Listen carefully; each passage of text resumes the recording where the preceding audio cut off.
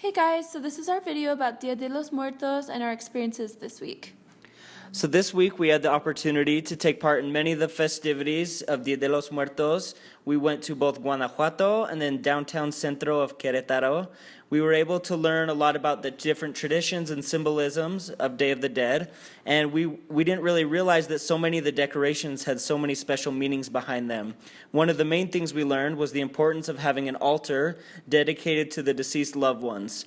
So we learned that there are a lot of different items that make up a Day of the Dead altar. For example, a cross is used to symbolize the Catholic religion. Candles represent the light of a person or the light of Christ and are used to welcome the spirits back. Then there are yellow marigold flowers that symbolize death, incense to help guide the spirits back, and salt that represents the purity of life. Pan de Muerto is used to symbolize the death of the loved ones, and sugar skulls are used to celebrate death as well as the afterlife. Water is there to quench the thirst of the dead, and papel picado is that colored paper that has cut out images that add decoration. So we learned that no matter how poor or rich you may be, or if you're from a big city or a small village, everyone spends a lot of money on making these beautiful altars. In fact, in an interview that Octavio Paz had with the mayor of a small village near Mitla, he asked him what was the income of the village government.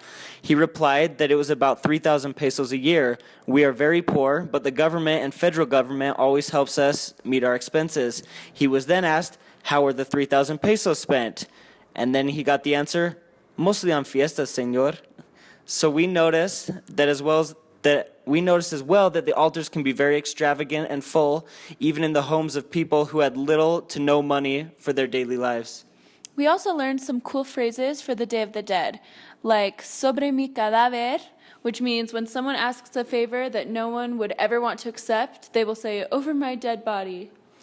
No tiene donde caer muerto is used to say basically they don't even have enough resources to die and they can't afford to die. Yeah, and the thing that we loved most about Dia de los Muertos is how they make death a happy thing because they believe that they'll see the dead again. And they love to dance and sing in the streets, and we got to see that when we were visiting the centros. We also saw the tiendas in the centros of Querétaro and Guanajuato. And when we were in Guanajuato, we visited a panteón or a cemetery with hundreds of graves that were really decorated with flowers, and we thought that was cool.